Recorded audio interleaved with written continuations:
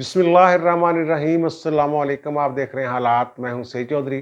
اسلام آباد high court نے ممنوعہ funding case کی سماعت کے لیے 3 رکنی لارجر بینچ یا فل بینچ تشکیل دے دی ہے۔ اس بینچ کے حوالے سے مختلف لوگوں نے سوالات کیے ہیں کہ ان ججز کا تھوڑا سا تعارف کروا دیا جائے۔ لوگ اندازہ لگاتے ہیں نا کہ ججز کس طرح کے فیصلے کرتے رہے ہیں، کیا خیالات رکھتے ہیں، عمومی شہرت کیسی ہے، یہ ساری چیزیں جاننا چاہتے ہیں لوگ۔ تو یہ ہم اس میں شامل کریں گے، تینوں جج صاحبان کا ہلکا سا تعارف کروائیں گے تاکہ آپ لوگوں کے جو سوالات ہیں ان کے جواب مل سکیں۔ کوئی ٹویٹر پہ بھی ایک صاحب نے مجھے مینشن کر کے ٹویٹ کیا ہوا ہے کہ جناب بتائیں آپ کہ کیا معاملہ ہے، کیا صورتحال ہے۔ پی ٹی آئی والوں کی تو چیخیں نکل رہی ہیں بینچ کا سن کے۔ اس پر ہم بہرحال بات کریں گے۔ اور پھر عمران خان صاحب 9 حلقوں سے الیکشن لڑ رہے ہیں، اور ٹیریان جو ہے سیتا وائٹ کی بیٹی، وہ ان کا ذکر ہو رہا ہے، لیکن کاغذات نامزدگی پھر بھی منظور ہو گئے ہیں۔ کراچی میں ذکر کیا گیا، ٹیریان کا الزام لگایا گیا کہ ان کی ایک تیسری بیٹی ہے، 2 بچوں کا ذکر ہے، تیسری بچی کا ذکر نہیں کیا انہوں نے، لیکن کاغذات نامزدگی ان کے وہاں منظور ہو گئے ہیں۔ یہ کاغذات کیوں منظور ہو رہے ہیں؟ اور پھر ایک 2014 کی ایک خبر ہے جنگ اخبار کی، وہ بڑی قابل ذکر اس میں معلومات ہیں، اور وہ اس میں ہرجانے کا نوٹس 50 کروڑ روپے ہرجانے کا نوٹس جنگ اخبار نے اور جنگ گروپ نے عمران خان کو دیا تھا، اور اس سے متعلقہ وہ خبر ہے، وہ ہم آپ کے ساتھ شیئر کرتے ہیں۔ اور خان صاحب کا ایک اور جھوٹ، ان کے اپنے وزیر نے، صوبائی وزیر جو ہاشم ڈوگر صاحب ہیں، انہوں نے وہ کہہ دیا کہ جناب خان صاحب وہ نہیں جناب، ایسا نہیں ہوا جو خان صاحب کہہ رہے ہیں۔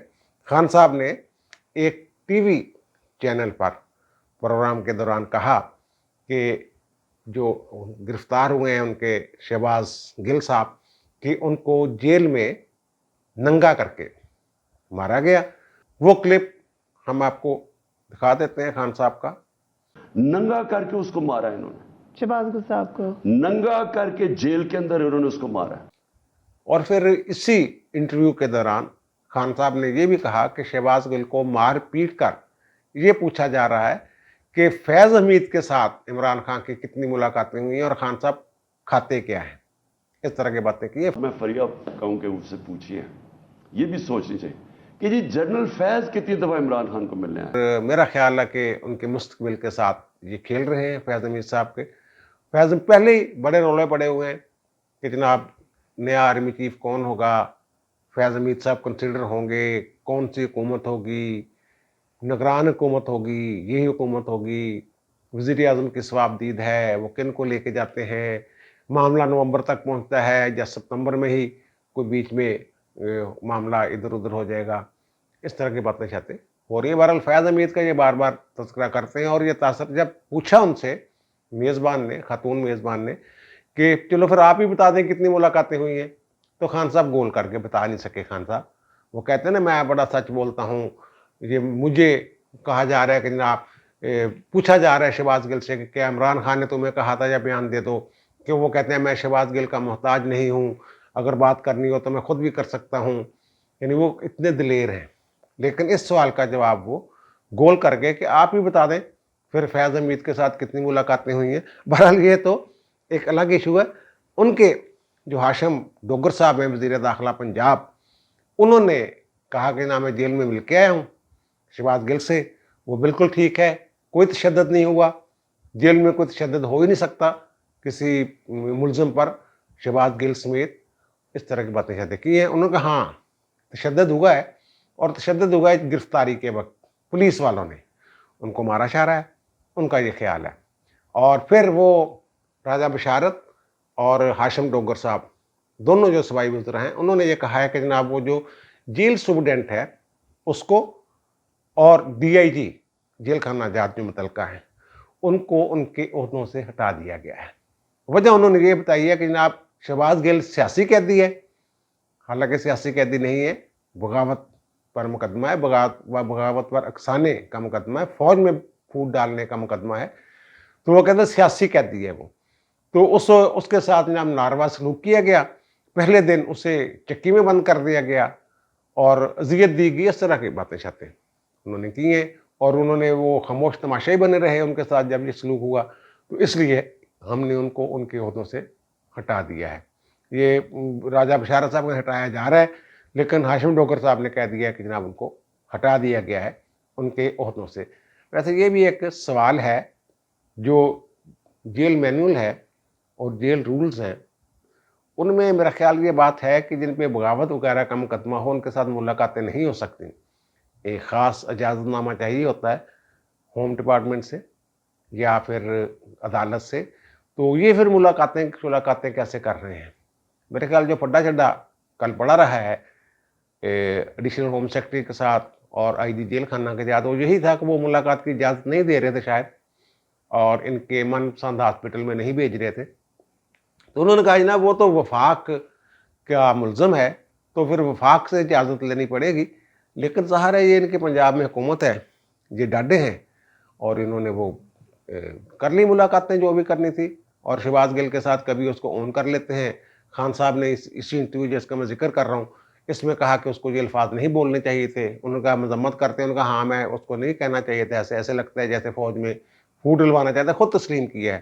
اور دوسری طرف فواد چودھری صاحب یہ کہہ رہے ہیں کہ جب ہم عالمی پتہ نہیں اداروں میں یہ معاملہ اٹھائیں گے، امریکہ سے مدد لیں گے، پتہ نہیں کیا کریں گے کیا نہیں کریں گے، اس طرح کی باتیں کرتے ہیں۔ جو فواد چودھری صاحب اپنا الگ ایک مسجد بنا کے بیٹھے ہو 1.5 انچ کی، راجہ بشارت اور ہاشم ڈوگر کچھ اور کہہ رہے ہیں، عمران خان صاحب کچھ اور کہہ رہے ہیں، کہتے مجھے وکیل نے بتایا جناب بڑا فینٹا لگایا۔ میرا خیال سارے جھوٹ بولتے ہیں، مجھے لگتا ہے یہ وکیل کو کہا ہوگا شہباز گل نے کہ جناب مجھے تو بڑا مارا ہے انہوں نے، خان صاحب کو بتا دو، خان صاحب تو میری مدد ہی نہیں کر رہے، وغیرہ وغیرہ جو بھی باتیں ہوں گی۔ اور خان صاحب ایسے جھوٹ تو نہیں بول سکتے کہ جناب مجھے وکیل نے بتایا ہے کہ اس کو ننگا کر کے مارا ہے، جبکہ ہاشم ڈوگر صاحب کہہ رہے ہیں کوئی نہیں مارا مورا۔ اور خان صاحب جو امریکہ کی وہ میں نے نا فواد چودھری، تو آج ایک اور خبر ہے جو خان صاحب لابنگ شابنگ کر رہے ہیں وہاں پہ، اور وہ جو ایک فرم ہے جس کو لابنگ کے لیے انہوں نے ہائر کیا ہے، اس بابت خبر تو آ چکی ہے کہ جناب وہ پاکستان کے ایٹمی سازوں کے بڑے اس کے جو مالکان ہیں بڑے خلاف ہیں۔ اور اب یہ پتہ چلا ہے کہ جو سی آئی کے اسٹیشن چیف رہے ہیں پاکستان میں 2001 میں، کوئی رابرٹ لارین اس طرح کا ان کا نام ہے، تو ان کی خدمات بھی خان صاحب نے لی ہیں، اور وہ صاحب وہ ہیں جو جب ڈرون شرون ہوتے تھے یہاں تو وہ سی آئی اے کے ظاہر ہے اسٹیشن چیف تھے۔ تو پھر خان صاحب وہ یعنی وہ کہتے ہیں خبر کے مطابق کہ وہ پاکستانیوں کا قاتل ہے وہ شخص جس کی خان صاحب نے مدد سے عدل لی۔ اچھا یہ اب آتے ہیں جو کاغذات نامزدگی، ٹیریان کا ذکر، اثاثے چھپائے ہیں، ٹیریان پہ کارروائی کیوں نہیں ہوتی؟ یہ اصولی بات ہے۔ امریکہ کی عدالت کا حکم ہے، فیصلہ ہے کہ ٹیریان جو ہیں وہ عمران خان کی صاحبزادی ہیں، وہ ججمنٹ ہم آپ کو دکھا بھی رہے ہیں سکرین پر، دیکھ لیجئے۔ اور پھر خان صاحب کیوں نہیں ان کو بیٹی تسلیم کر رہے؟ اچھا اس میں مسئلہ یہ ہوا تھا کہ خان صاحب اس میں گئے تھے، نوٹس ہو گئے تھے، اور لیکن خان صاحب پیش بھی ہوئے، ایک آدھ پیشی میں جب وہ ڈی این اے وغیرہ کا معاملہ آیا تو خان صاحب بھاگ گئے، پھر وہ یک طرفہ ڈگری ہوئی تھی۔ اور میرا خیال ہے جو لوگ خان صاحب کے خلاف جاتے ہیں عدالت میں یا ریٹرننگ آفیسر کے پاس، وہ مصدقہ نقل نہیں لے کے جاتے، مصدقہ نقل چاہیے ہوتی ہے، وہاں کی عدالت کی مہر لگی ہو، پھر ہماری ایمبیسی کے ذریعے اسے پاکستان میں لایا گیا ہو، تب اس کو ایک جائز ڈاکومنٹ جو ہے وہ مانا جاتا ہے۔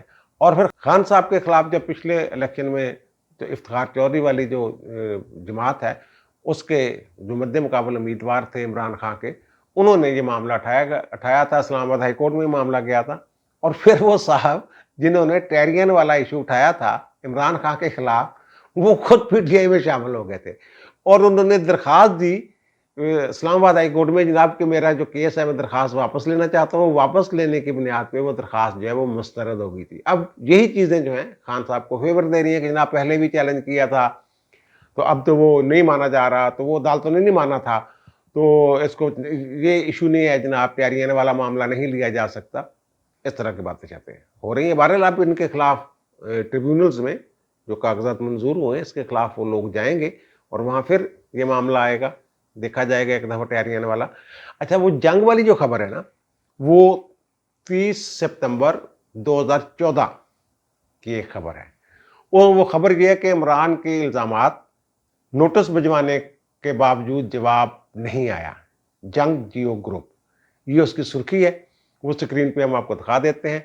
वो कहते हैं कि जनाब तहरीक इंसाफ के सरबराह इमरान खान वक्तन फ़वक्तन जंग ग्रुप और जियो को तनकीद का निशाना बनाते रहते हैं और उस तनकीद में अखलाकियात की हदूद भी फलांग जाते हैं।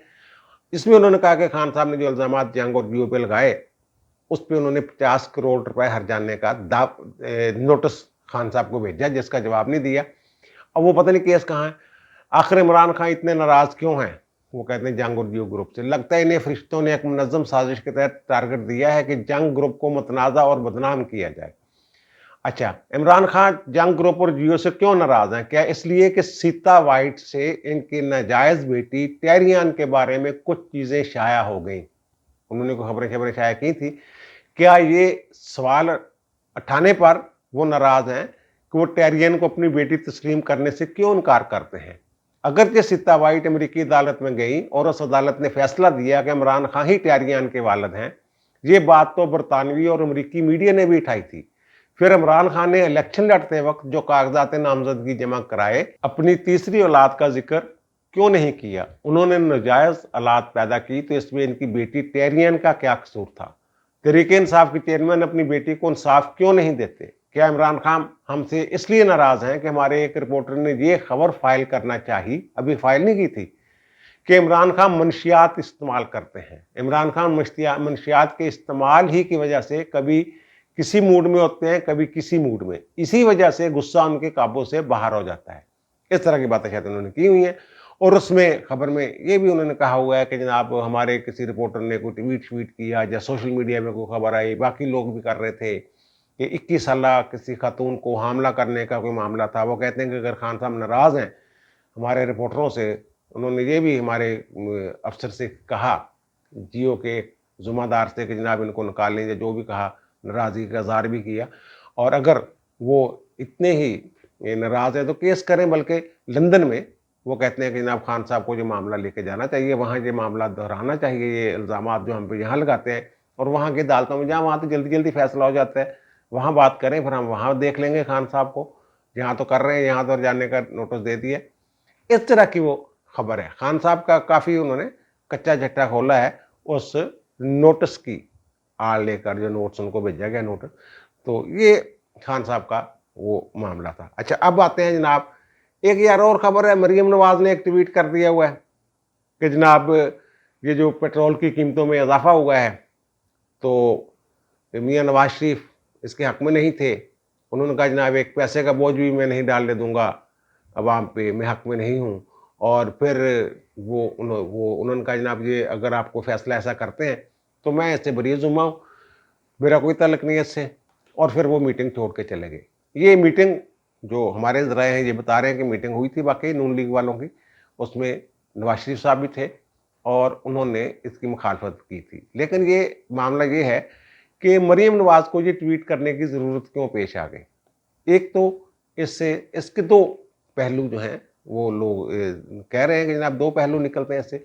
एक तो ये कि इससे जो दूसरे लोग हैं, ख़ास तौर पे जो इत्तेहादी, मुखालफिन की बात नहीं कर रहा मैं, इत्तेहादी भी जो हैं, उन्होंने भी इस मौजू पे फिर उनके अभी बातें उन्होंने शुरू कर दी। इब्न जरदारी साहब ने कहा है, MKM ने कहा है कि जनाब हमसे तो पूछा ही नहीं, हमें एतमाद में लिए बगैर ये पेट्रोल की कीमतें बढ़ा दी गई। और जो मिफ्ता इस्माइल साहब हैं वो नल्ले ही हैं, वैसे आपस की बात है, उनसे टैकल ही नहीं हो रहा मामला, वो कंट्रोल ही नहीं कर पा रहे हैं इसको। अच्छा, दूसरी बात ये कि मरियम के इस ट्वीट से ये भी एक सवाल पैदा होता है कि क्या नवाज शरीफ जो पार्टी के कायद हैं उनकी गिरफ्त इतनी कमज़ोर है? ये शहबाज शरीफ कैसे हो सकता है कि शहबाज शरीफ उनकी बात ना माने? ये बातें अब लोगों के मुंह पे आ गई हैं, लोग बातें कर रहे हैं कि नवाज शरीफ की बात शहबाज शरीफ टाल दे, ये मुमकिन ही नहीं। शीरी मज़ारी ने कहा है कि मरियम नवाज ये सारा ड्रामा हो रहा है, ये कि जनाब बड़े भाई ने कहा छोटे ने माना नहीं, ये कैसे बातें हो सकती, कैसे हो वैसे। और दूसरा जो एक तबका है वो ये कह रहा है कि मरियम नवाज को अगर ना ही करती ये ट्वीट तो ज़्यादा बेहतर होता, किसी और अंदाज में बात कर लेती। इससे वो बहुत सारी बातें जो हैं, बहुत सारे इशारे और बहुत सारी चीज़ें लोग या मतलब बहुत सारे अपनी मर्ज़ी के लोग निकाल रहे हैं और ये बात कोई बंदा मानने के लिए तैयार नहीं کہ نواز شریف اگر کہے اور شہباز شریف نہ مانے یہ ممکن ہی نہیں ہے، اور نون لیگ کا اجلاس ہو اور ہم نواز شریف کہہ رہے ہوں اور باقی لوگ بھی ہوں، مفتہ شفتہ سارے جو بھی بیٹھے ہوں وہاں، اور وہ نہ مانے، ان کو قائل نہ کر سکے یا وہ ان کو قائل نہ کر سکیں یا ان کو حکم نہ دے سکے۔ بہرحال جو اضافہ ہوا ہے اس سے بدنامی ہوئی ہے تیل کی قیمتوں میں، مریم بھی اون نہیں کر رہی، اتحادی بھی اون نہیں کر رہے، مفتہ ہی کر رہا ہے، اور مفتہ ڈال رہا ہے معاملہ اب شہباز شریف پہ۔ میرا خیال مفتی کی چھٹی ہو جانی ہے، میرا ہنچا، میری چھٹیس کہہ رہی ہے کہ مفتہ جڑا نا چند دنوں کا مہمان ہے، مفتہ گیا، مفتہ نہیں رہنا۔ مفتہ ویسے بھی یار دکھ کی خبر ہوتی ہے اور دانت نکال رہا ہوتا ہے، ہنس کے کہہ رہے ہوتے ہیں وہ ہم نے تیل کی قیمت بڑھا دی، ہم یہ کرنے نہیں آئے۔ اور پھر کیا کرنے آئے بھائی؟ ریلیف دینے کے نام پہ تم لوگ آئے تھے کہ قوم کو ریلیف دینا ہے۔ اچھا ریلیف دے رہے ہو تسی بھائی، کمال کرتا تسی۔ اچھا اب آتے ہیں اس طرف کہ جو ممنوعہ فنڈنگ کیس والا معاملہ ہے، ممنوعہ فنڈنگ کیس جو الیکشن کمیشن نے فیصلہ جاری کیا ہے اس کو چیلنج کیا ہے پی ٹی آئی نے، اور اس کی آج سماعت تھی قائم مقام چیف جسٹس عامر فاروق صاحب کی عدالت میں، اور انہوں نے کچھ ٹیسٹ نہیں کیا۔ انہوں نے کہا جناب میں لارجر بینچ بنا رہا ہوں اس کا 3 رکنی، اور ہائی کورٹس میں جو لارجر بینچ ہوتا ہے جس کو ہم بڑا بینچ کہتے ہیں وہ اس کو فل بینچ کہتے ہیں، 3 رکنی بینچ۔ سپریم کورٹ میں لارجر بینچ کہتے ہیں، لاہور عدالت ہائی کورٹس میں جو بینچ ہوتا ہے اس کو فل بینچ کہتے ہیں۔ وہ 3 رکنی فل بینچ انہوں نے بنا دی ہے، خود وہ اس کے سربراہ ہیں، مسٹر جسٹس میاں گول حسن اورنگزیب صاحب اس میں شامل ہیں، اور مسٹر جسٹس بابر ستار صاحب شامل ہیں۔ وہ مزید پروسیڈنگ یہ فل بینچ کرے گا۔ اب بابر ستار صاحب ابھی کچھ عرصہ پہلے وہ مقرر ہوئے ہیں اسلام آباد ہائی کورٹ کے جج، اور وہ بڑے دھیمے مزاج کے صاف ستھرے سے آدمی ہے، کوک انسانی کے معاملات پہ وہ بڑا جیسے نا درد دل رکھنے والے انسان ہے کوک انسانی کے حوالے سے۔ مطیع اللہ جان کے بھی وہ وکیل رہے ہیں، جب مطیع اللہ جان پکڑے وہ اس کے خلاف کوئی کیس بن گیا تھا۔ اور پھر جسٹس قاضی فائز عیسیٰ والا جو کیس تھا اس میں جسٹس قاضی فائز عیسیٰ کی طرف سے یہ پیش ہوئے تھے سپریم کورٹ میں بابر ستار صاحب، اور بابر ستار صاحب جو ہیں یہ پنڈی کے رہنے والے ہیں بیسیکلی۔ اور پھر جناب یہ مبصر کے طور پہ اور تجزیہ نگار کے طور پہ ٹی وی چینلز پہ بڑی صائب رائے ان کی سمجھی جاتی رہی ہے جب وہ ٹی وی پہ بیٹھتے تھے، اور پھر کالم شالم بھی دی نیوز میں لکھتے رہے ہیں، اور ان کے کالم اور جو تجزیے ہیں ان کے بارے میں یہ خیال کیا جاتا ہے کہ وہ ایک سمجھدار، ذہین اور غیر جانبدار قسم کے انسان کے تجزیے ہیں۔ یہ تو ہوگا جناب بابر ستار صاحب۔ اب آگے جناب عامر فاروق صاحب۔ عامر فاروق صاحب یہ ثاقب نثار صاحب جو چیف جسٹس پاکستان رہے ان کے جونیئر رہے عامر فاروق صاحب، اور عامر فاروق صاحب ہی وہ جج تھے جنہوں نے ایون فیلڈ اور جو العزیزیہ مل والا کیس ہے، جو اپیلیں جس بینچ میں زیر سماعت تھیں اس کے یہ سربراہ تھے، اور انہوں نے پیش نہ ہونے پہ، کچھ لوگوں کا خیال ہے کہ جو اپیلیں ہوتی ہیں اس میں ملزم کا پیش ہونا ہر پہ حاضری ضروری نہیں ہوتی ہر پیشی پہ، لیکن انہوں نے ان کے پیش نہ ہونے پہ انہیں اشتہاری کیا اور اپیلیں جو ہیں وہ خارج کر دیں۔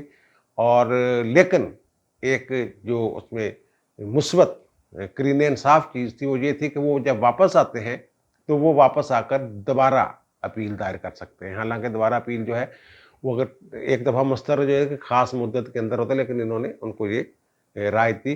اور پھر عامر فاروق صاحب کے اوپر الزام لگایا رانا شمیم جو گلگت بلتستان عدالت کے سابق چیف جج ہیں، انہوں نے ایک بیان الفی دیا کہ جناب میرے پاس آئے ہوئے تھے ثاقب نثار، اور ثاقب نثار نے جناب فون کیا عامر فاروق کو اور کہا کہ مریم صفدر اور ان کی جو بیلیں ہیں نواز شریف کی یہ نہیں ہونی چاہیے، اس طرح کی باتیں چاہتے۔ وہ اطہر من اللہ صاحب جو چیف جسٹس نے اس کا نوٹس بھی لیا اور بلایا بھی، تو انہیں عدالت کی کارروائی بھی پینڈنگ ہے، تو اس کی وہ انہوں نے اطہر من اللہ صاحب نے خود تردید کی کہ میرا کوئی جج اس معاملے میں ملوث نہیں ہے۔ وہ کہتے ہیں یہ تو ہم ملک سے باہر تھے اس وقت جس وقت کی یہ بات کر رہے ہیں رانا شمیم صاحب۔ بہرحال وہ ایک الگ ایشو ہے۔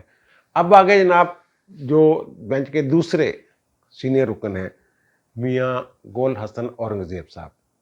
مسٹر جسٹس میاں گول حسن اورنگزیب صاحب اس بینچ میں شامل تھے اطہر من اللہ صاحب کے ساتھ जिन्होंने एवन फील्ड रेफरेंस में नवाज शरीफ, मरीम नवाज, सफदर की के खिलाफ जो फैसला था वो मुअत्तल करके उनकी ज़मानत ली थी, और फिर इन्होंने काफ़ी लंबी चौड़ी जजमेंट दी थी उसमें, और सुप्रीम कोर्ट ने फिर इस पर बड़ा माइंड किया, जनाब इतनी लंबी चौड़ी जजमेंट क्यों देती, की या की नहीं। ये मियाँ गुल हसन औरंगज़ेब साहब जो है ना, ये जो वालिय स्वात थे, आखिरी वालिय स्वात मियाँ गुल जहाँ ज़ेब साहब, उनके ये साहबजादे हैं। इनके वालिद जो हैं मियाँ गुल औरंगज़ेब साहब, वो वली अहद थे जिस वक्त पाकिस्तान बना। उस वक्त जो आखिरी वाली थे वो इनके दादा थे, और इनके वाला साहब वली अहद थे, और इनके वाला साहब जो हैं मियाँ गुल जहाँ औरंगज़ेब साहब, वो MNA भी रहे हैं, KP और बलूचिस्तान के वो गवर्नर भी रहे हैं। बड़ी फैमिली है। लेकिन इसके साथ ही एक और बात मैं बता दूं कि ये इनकी जो वालदा हैं मिस्टर जस्टिस गुल हसन औरंगज़ेब साहबा की, नसीम औरंगज़ेब साहबा, वो अयूब खान साहब की बेटी हैं। अयूब खान जो सदर हैं उनकी बेटी हैं। दूसरे लफ्ज़ों में आप ये कह सकते हैं कि जो उमर अयूब साहब हैं, पोते जो हैं अयूब खान के, जो बिजली के वज़ीर थे नून लीग के दौर में, और अब भी वो वज़ीर थे जब PTI की हुकूमत थी तो PTI में शामिल हो गए थे।